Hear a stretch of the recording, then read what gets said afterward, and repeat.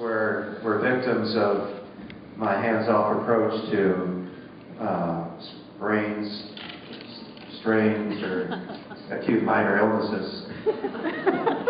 I always brought back or relied on the big sleep and water at our house, and get to bed early and plan on going to school in the morning, and it almost always works. And unfortunately, there are a couple times it didn't, and I may hear about that. But they bought into my philosophy eventually, and are doing all well. So I'll let them have their act here.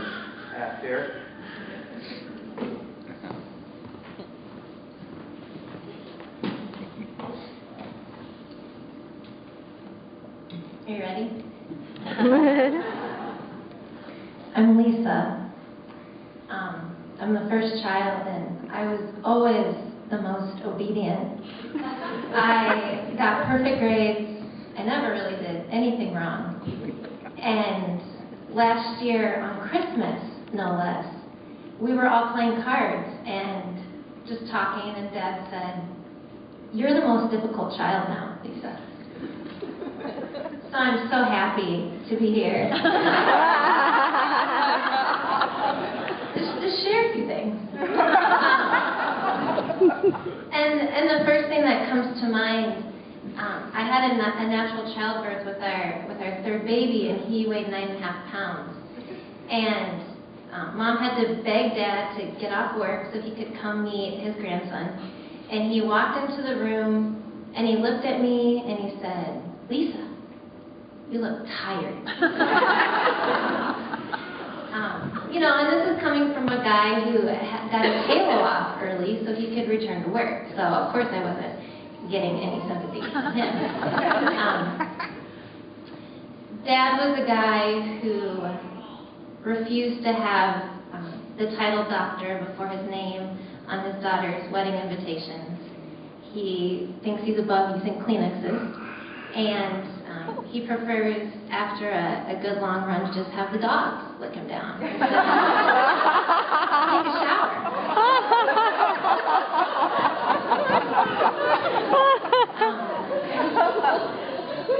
And I have one specific childhood memory that I think is especially applicable tonight.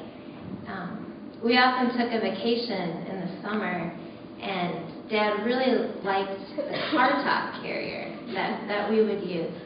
And he had this tradition, he'd back the van out of the garage, and he'd get the car top carrier out, and he'd put it up on the van, and he'd start loading it.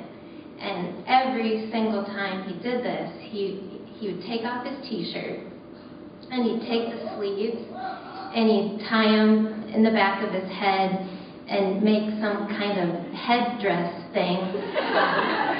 So the t-shirt, it was tied here, and then the long part ran down his back. And we called it his vacation hat. I think Mom called it his vacation hat. And I don't even really remember a lot of the vacations that we took as kids.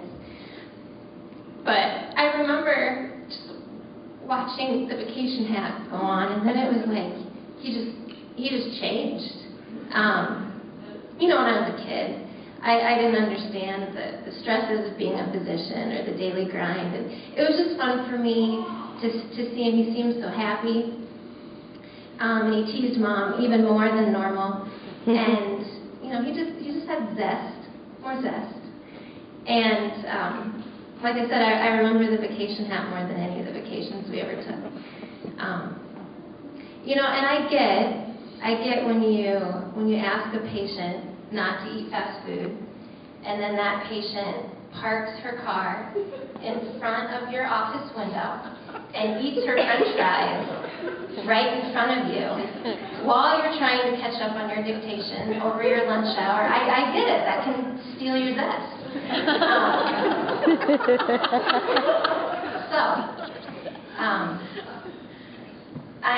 I'm so proud of you, and I'm happy that you can put on your vacation hat and you don't have middle child. My name is Michelle, and my husband and my daughter and I live in southwestern Colorado, so unfortunately my husband couldn't be here today. But I am honored to be here today to celebrate you, Dad. I knew that when I woke up on Monday morning and Sage and I were dancing and singing to Les Miserables one day more, and I just immediately started sobbing, that I couldn't make this tribute too sentimental because undoubtedly my dad has above and beyond had the biggest influence out of anyone that I've ever met in my life on me. So I can't express how excited I am to spend more time with him and have more of him.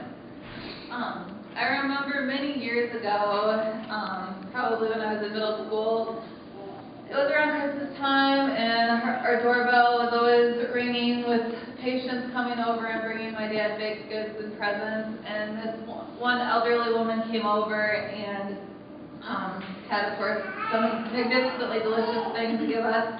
And she just took me and held my hand and looked at me, and she just told me, "I don't know what I would do without your dad. He is such a blessing and so, so very important to me."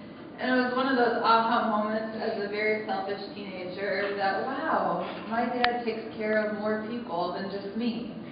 And that became more and more clear the older I got, and just recognizing how much energy and how much time he was not only going to some day job, but really pouring his whole emotional, mental, physical self into taking care of this community.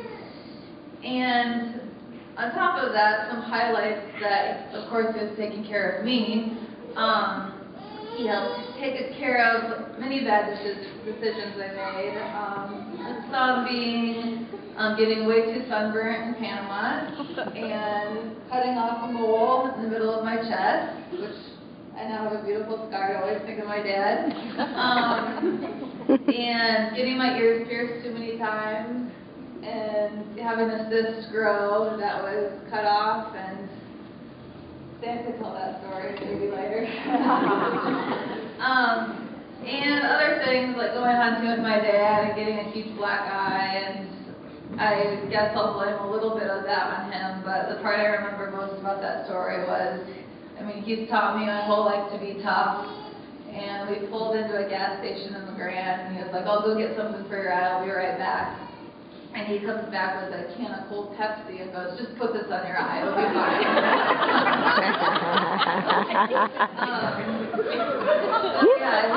My dad has taught me to be tough, and that, just those two words resonate with me each and every day. His voice was inside my head when I was having that one back there, and despite being miles and miles away from each other, he's someone I think about frequently every single day.